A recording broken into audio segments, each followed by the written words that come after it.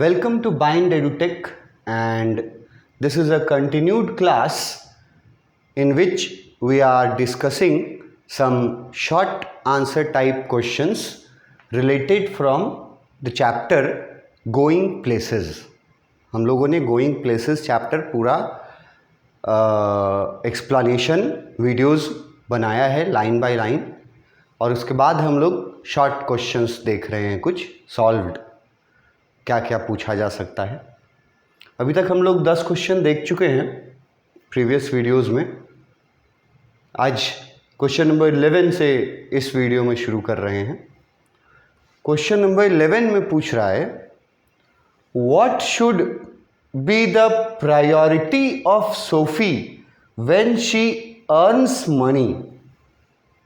अब यहाँ पे एक वर्ड आया है प्रायोरिटी। प्रायोरिटी का मतलब होता है सबसे पहले, या प्राथमिकता जिसको बोलते हैं, पहली प्राथमिकता। प्रायोरिटी मतलब पहली प्राथमिकता किस चीज़ पर है। जब सोफी पैसा अर्न कर लेगी तो उसका प्रायोरिटी क्या है, क्या काम करना उसका प्रायोरिटी है। सोफी पैसे कमा करके क्या काम करना चाहती है, उसका प्रायोरिटी क्या है। तो आंसर में लिखा है, Sophie's first priority when she would earn money was to buy a boutique.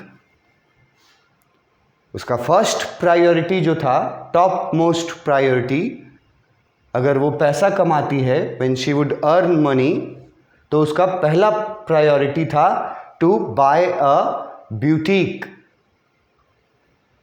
The best boutique which the city had ever seen. ऐसा वैसा ब्यूटीक नहीं, सबसे अच्छा ब्यूटीक जैसा शहर ने अभी तक देखा नहीं है, वैसा ब्यूटीक खोलना उसका फर्स्ट प्रायोरिटी था, पैसा कमा लेगी तो। But friend Jancy said Sophie that her father seemed to have different plans for her.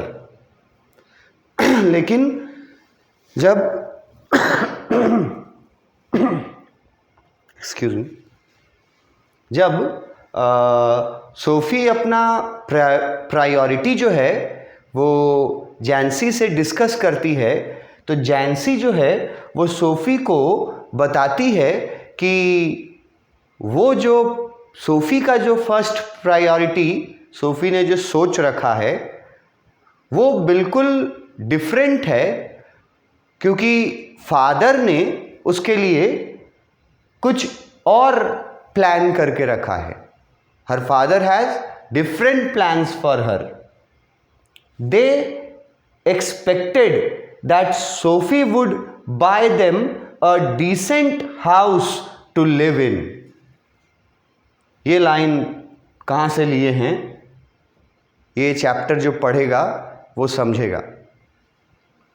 बोला जा रहा है कि सोफी का प्रायोरिटी क्या था पैसा कमाने के बाद।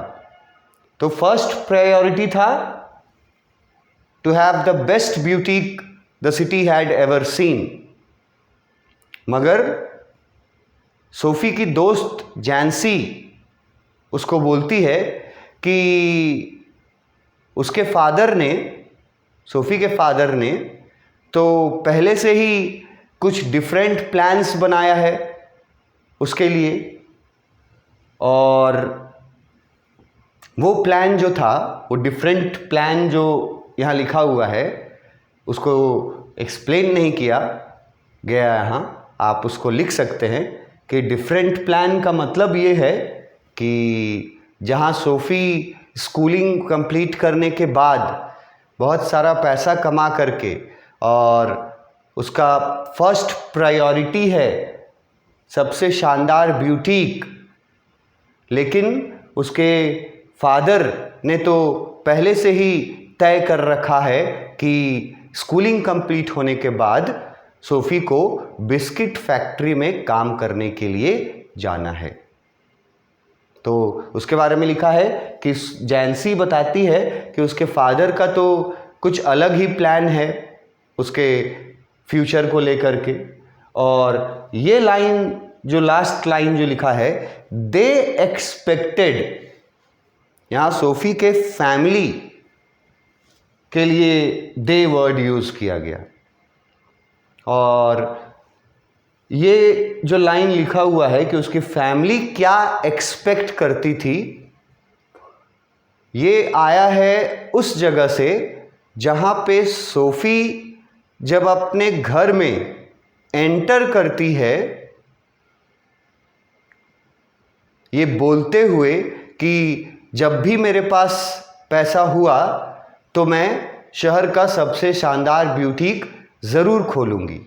ये बोलते हुए जब वो एंटर होती है घर में तो उसका छोटा भाई लिटिल डेरेक जो फादर के चेयर के पीछे लटका रहता है वो कमेंट करता है अपनी दीदी की बात पर।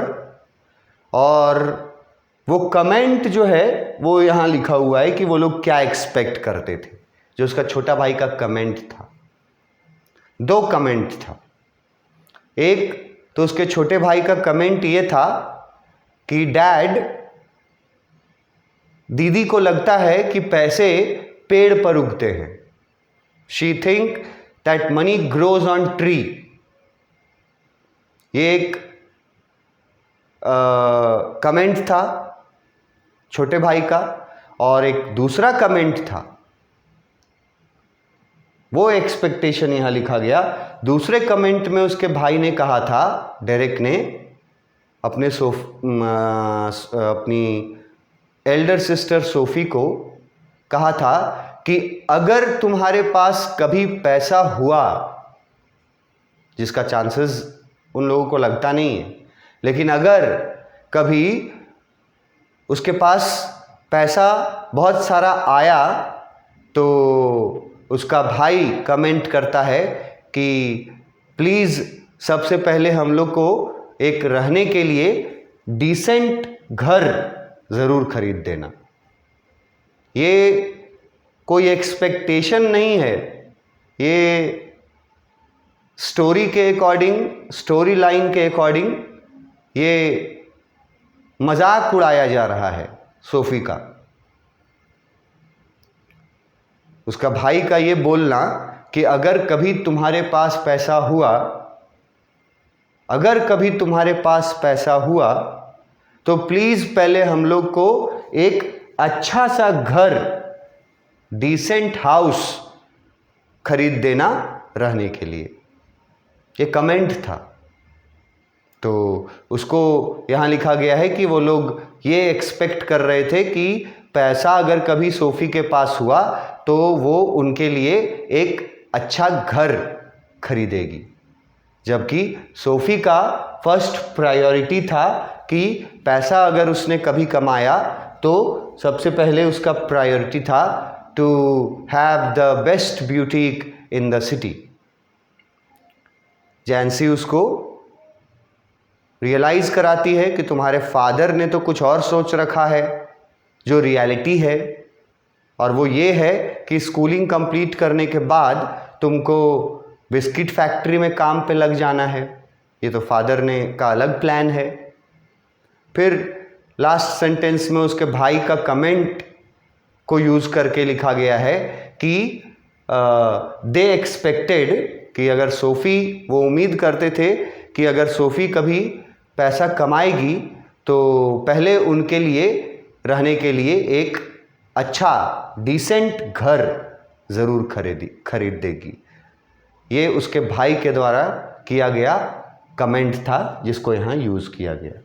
तो लिखा हुआ है कि क्या प्रायोरिटी था सोफ़ी का, और इसी में क्वेश्चन बढ़ा सकता है कि सोफ़ी के फादर क्या तय किए थे उसके लिए, और सोफ़ी का भाई डेरेक जो है वो क्या बोल करके मजाक उड़ाता है सोफ़ी के इस बात का, डे ड्रीमिंग का, क्या बोल करके मजाक उड़ाता है।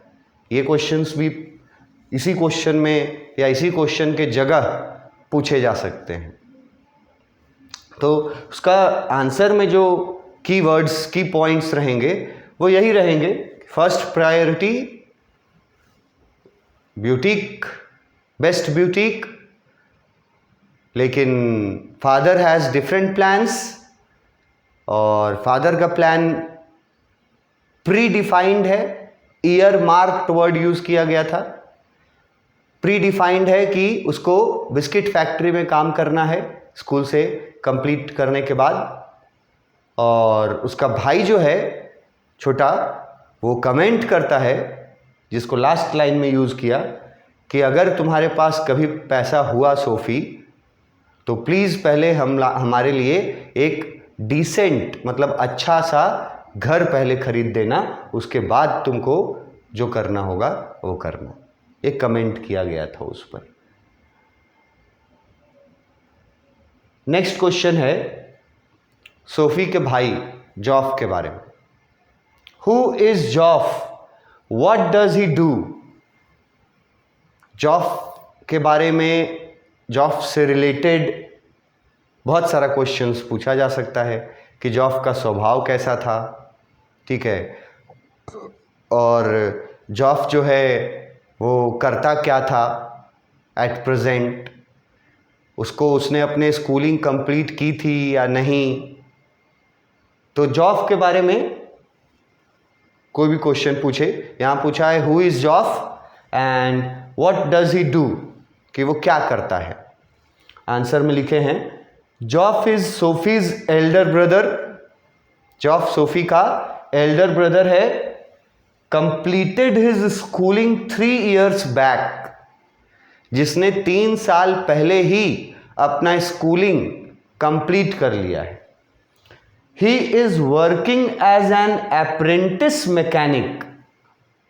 ये वर्ड एग्जैक्ट टेक्स्ट बुक से लिया गया, टेक्स्ट बुक में था। अप्रेंटिस मैकेनिक का काम करता था वो। और अप्रेंटिस वर्ड का मतलब हम तुम लोग को बताए थे ट्रेनिंग या जूनियर मैकेनिक या हेल्पर या ट्रेनिंग। तो ये उसका, ये वर्ड यूज़ करोगे तो अच्छा रहेगा। अप्रेंटिस मैकेनिक का काम करता था, मतलब भी सीख रहा था। Travelling to his work each day to the far side of the city. और ये जॉफ जो था वो इतना हार्ड वर्किंग था कि मैकेनिक का काम सीखने के लिए उसको रोज़ शहर से काफ़ी दूर आना जाना करना पड़ता था। मगर वो इतना हार्ड वर्किंग था कि वो हर रोज़ आना जाना करता था और अप्रेंटिस मैकेनिक का काम कर रहा था। मैकेनिक का काम समझो कि ट्रेनिंग पीरियड में था। वो हार्ड वर्किंग था। स्कूल 3 साल पहले ही कंप्लीट कर चुका था। उसके बाद उसके नेचर के बारे में बताया गया। He is quiet and reserved. ठीक है, एक वर्ड जो टेक्स्ट में यूज हुआ था इंट्रोवर्ट, टेक्स्ट में या नहीं यूज हुआ था, या हम पहले ही तुम लोगों को ये वर्ड बताए हैं प्रीवियस क्लासेस में, जब हम जॉफ का कैरेक्टर डिस्कस कर रहे होंगे सबसे पहले। तो इंट्रोवर्ट वर्ड एक हम बताए थे और उसका मीनिंग लिखे थे those who does not like to talk much. यहाँ पे इंट्रोवर्ट वर्ड नहीं याद रहे तो उसके जगह पे ये उसका सब्स्टिट्यूट है। He was quiet and reserved by nature and does not talk too much. वो क्वाइट है, रिजर्व्ड है अपने स्वभाव में और ज़्यादा बातें नहीं करता है। He talks very little. तभी बोलता है जब बोलना कंपल्सरी हो जाए। उसका एक उदाहरण भी दिया गया था बुक में। ये जो लाइन लिखा है कि वो बहुत क्वाइट और रिजर्व्ड था, बहुत कम बोलता था। तो इसका एक एग्जाम्पल भी हम लोगों ने टेक्स्ट में पढ़ा है, जो आप ऐड कर सकते हैं अपने इस आंसर में। कि टेक्स्ट में ये लिखा हुआ था, कोट किया हुआ था कि जॉफ के मुंह से कोई शब्द निकलवाना उतना ही मुश्किल काम था जितना मुश्किल जमीन में गड़े हुए किसी पत्थर को बाहर निकालना। ये एग्जाम्पल कोट किया हुआ था टेक्स्ट बुक में, जिसका हम मीनिंग बता रहे हैं। एग्जैक्ट वो लाइन भी कोट कर सकते हो, या ये जो हम मीनिंग बता रहे हैं उसको भी तुम लिख सकते हो बना करके अपने। इतना तो लिख दिए, he does not talk too much. उसके आगे हम लोग एक एग्जाम्पल दे सकते हैं इसका कि he was so reserved, he talked so little that words had to be prized out of him like stones from the field। कि किसी जमीन में गड़े हुए पत्थर को निकालना जितना मुश्किल काम होता है, उतना ही मुश्किल काम था जॉफ के मुंह से कोई शब्द निकलवाना। तो इसलिए लिखा है he does not talk much। एक बात और बताया गया है कि जॉफ जो है वो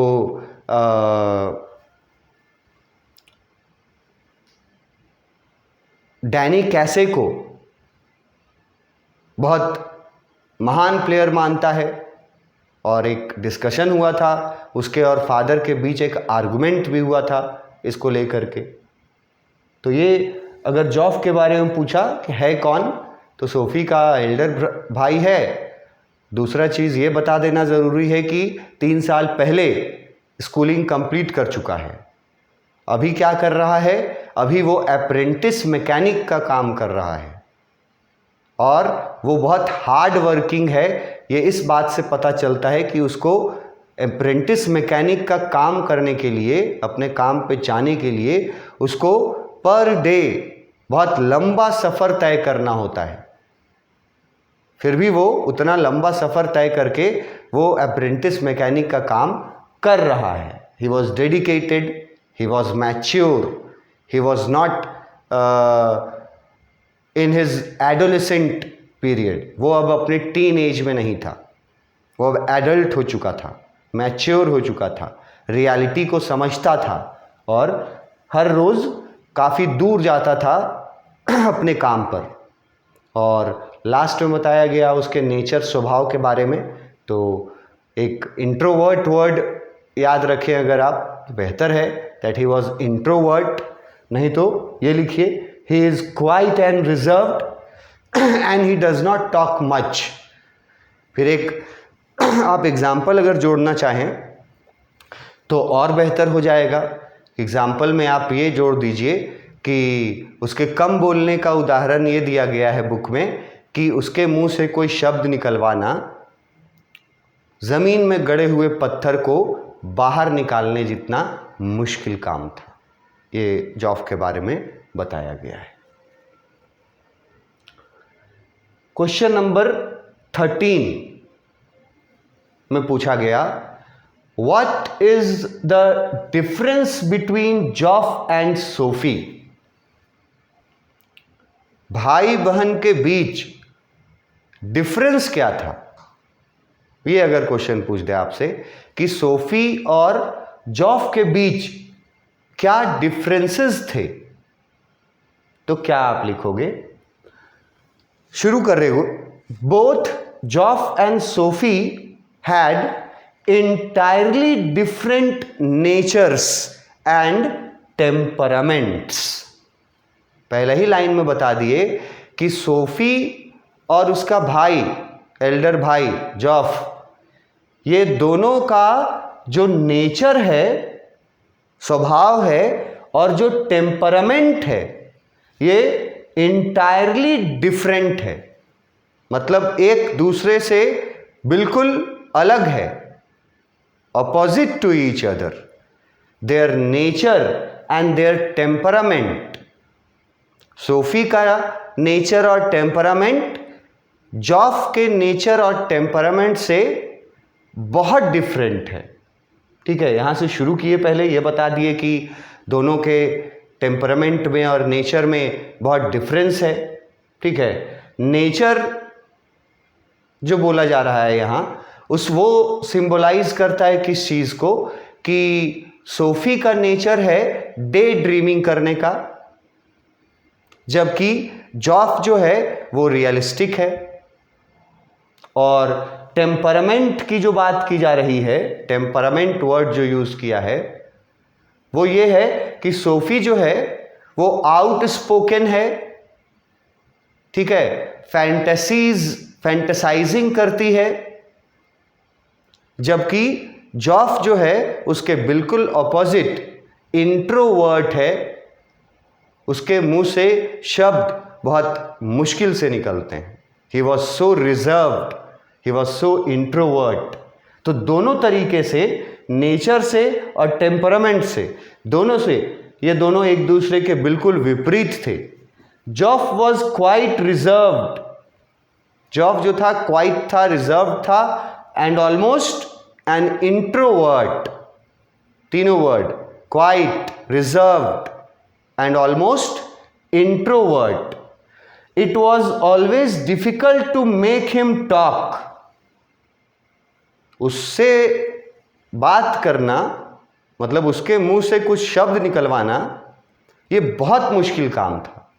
अपने तरफ से तो वो कभी किसी को कुछ बोलता ही नहीं था।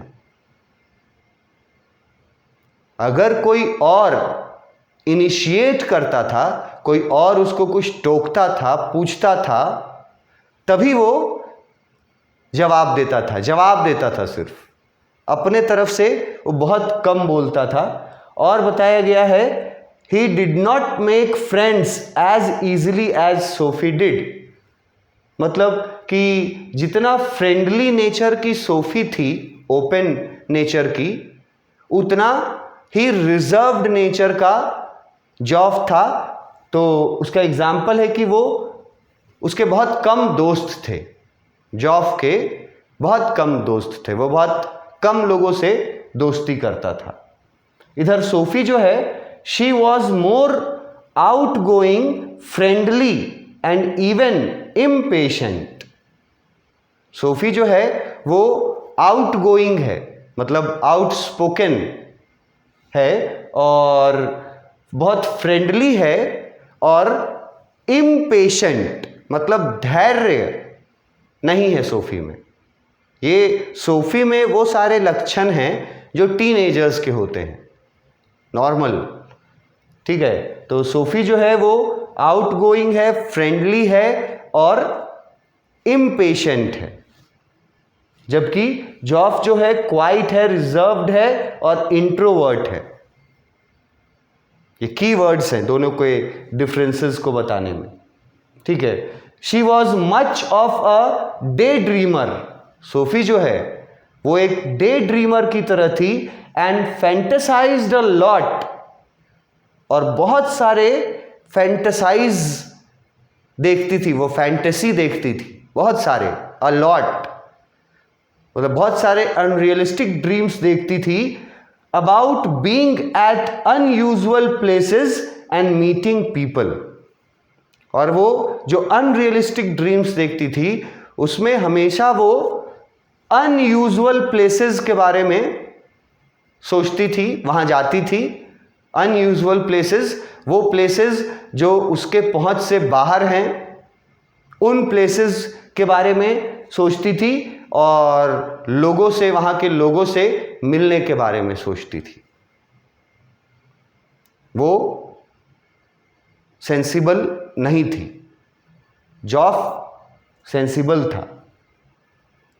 की वर्ड्स हैं, सबसे पहले तो बिल्कुल डिफरेंट है दोनों। किस तरह से? दो वर्ड्स, नेचर और टेम्परामेंट। ये अगर आप याद रखें कि दोनों एक दूसरे से डिफरेंट हैं नेचर और टेम्परामेंट में, तब आप फिर नेचर और टेम्परामेंट को अलग अलग डिफाइन कर सकते हैं कि नेचर में क्या फ़र्क है और टेम्परामेंट में क्या फ़र्क है। तो नेचर से अगर स्टार्ट करें तो सोफ़ी जो है वो आउटस्पोकन है, डे ड्रीमर है, बहुत फैंटेसी देखती है और अपने फैंटेसी वर्ल्ड में वो बहुत अलग अलग जगहों पर जाती है और बहुत ही बड़े बड़े लोगों से मिलने का उसका सपना रहता है। जबकि जॉफ जो है वो रिजर्व्ड है, सेंसिबल है और फैंटेसीज में बिलीव नहीं करता है, रियलिटी में जीता है। दोनों भाई बहनों में नेचर और टेम्परामेंट में बहुत सारा फर्क है, बिल्कुल अपोजिट टू ईच अदर। इसके बाद नेक्स्ट क्वेश्चन में आते हैं, क्वेश्चन नंबर 14। ये पूछा है डैनी कैसे के बारे में। हु इज डैनी कैसे? What does Sophie feel about him?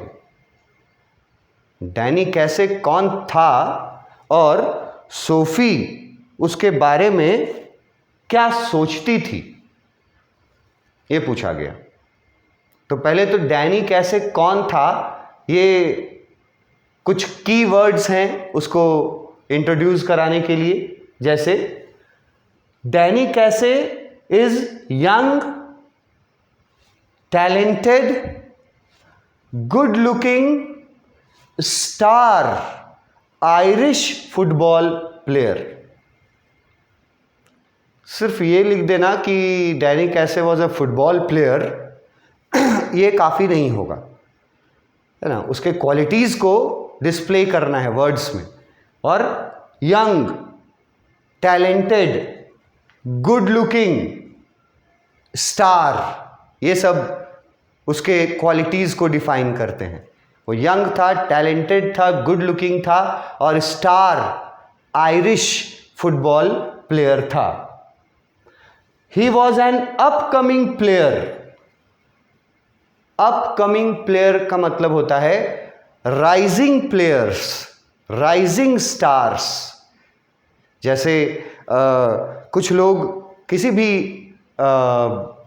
Sector में आप चले जाइए, अगर आप फिल्मों में चले जाइए, बॉलीवुड में चले जाइए या स्पोर्ट्स में, किसी भी स्पोर्ट्स में चले जाइए, चाहे वो क्रिकेट हो, चाहे वो फुटबॉल हो, चाहे वो बैडमिंटन हो, किसी भी तरह का, चाहे वो टेनिस हो, तो उसमें ना बोल चाल के भाषा में कुछ ऐसे प्लेयर्स होते हैं या कुछ ऐसे स्टार्स होते हैं जिनको बोला जाता है अपकमिंग स्टार। मतलब कि उसमें इतना टैलेंट है कि आगे जा कर के उसका स्टार बनना तय है, राइजिंग स्टार। तो Danny Casey young, talented, good looking, star Irish football player है। He was an upcoming player, वो एक राइजिंग प्लेयर था। And even Sophie's father admitted that, और सोफी के फादर भी डैनी कैसे को एक टैलेंटेड प्लेयर मानते थे, लेकिन सोफी के फादर कुछ कंडीशंस लगाते हैं कि ये इसमें जितना टैलेंट है इस लड़के में, यंग डैनी कैसे में, और जितना पोटेंशियल है, ये लड़का आगे जा करके सबसे महान फुटबॉल प्लेयर्स में शामिल हो सकता है, मतलब लीजेंड बन सकता है। लेकिन कुछ शर्तें हैं सोफी के फादर के कि ऐसा कब होगा, वो लीजेंड कब बन पाएगा। If he kept his head on his shoulders, ये एग्जैक्ट कोट किया गया है तुम्हारे टेक्स्ट से। जो फादर और डैनी कैसे के बीच जो चल रहा था डिस्कशन या आर्ग्यूमेंट, उसमें ये बात बताया था, एग्जैक्ट यही लाइन। सोफी के फादर ये एडमिट करते थे, स्वीकार करते थे कि डैनी कैसे is a talented player, is a rising star and he could become a legend, but कुछ कंडीशंस थे सोफी के फादर के अकॉर्डिंग। पहला कंडीशन, अगर वो अपना हेड अपने शोल्डर्स पे रखेगा तो, मतलब अपना हेड अपने शोल्डर्स पे रखने का मतलब है कि अगर वो अभी मिलने वाले पॉपुलैरिटी से, नेम और फेम जो इतने कम उम्र में उसको मिल गया है, अगर वो उन चीज़ों को अपने ऊपर हावी नहीं होने देगा, अगर हम्बल बना रहेगा, उसके लिए लिखा है if he kept his head on his shoulders, कि अपना दिमाग अपने अगर काबू में रखेगा। दिमाग काबू में रखने का जरूरत इसलिए है क्योंकि वो यंग है, ठीक है, और बहुत फैंस हैं उसके। तो अगर वो कहीं पैसे के पीछे या फैंस के पीछे अगर कहीं अट्रैक्ट हो जाता है और उसका ध्यान अगर फुटबॉल से भटक जाता है, तब फिर वो उसका टैलेंट जो है बेकार चला जाएगा और अंत में वो फ्लॉप हो जाएगा। उसमें इतना पोटेंशियल है कि वो बड़ा प्लेयर बन पाए, लेकिन उसको अपना माइंड जो है उसको कंट्रोल में रखना पड़ेगा। और एक शर्त है जो उसके फादर बोलते हैं, and if they look after him properly, और यहां दे वर्ड यूज किया गया कोचेस के लिए और टीम के लिए, जहां से वो खेलता है, जिन कोचेस के अंडर वो खेलता है उनके लिए दे वर्ड यूज किया गया। ये भी टेक्स्ट बुक से एकदम लिया गया है कि अगर वो लोग उसको अच्छे से देखभाल करते हैं, उसको अच्छे से हैंडल करते हैं, वे लोग मतलब कौन लोग, उसके कोच और उसका टीम अगर उसको अच्छे से हैंडल करता है, और डैनी कैसे अगर अपने नाम और अपने पॉपुलैरिटी और अपने पैसे पर अगर घमंड नहीं करता है, अगर हम्बल बना रहता है, then he would go a long way. तो डैनी कैसे बहुत आगे, बहुत महान प्लेयर्स के लिस्ट में शामिल हो सकता है। तो ये क्वेश्चन था कि डैनी कैसे कौन था। इसी में जानकारी दे दिए कि सोफी के फादर का डैनी कैसे के बारे में क्या सोचना था। ये अलग से भी क्वेश्चन पूछ सकता है कि सोफी के फादर डैनी कैसे के बारे में क्या सोचते थे, यही आंसर देंगे।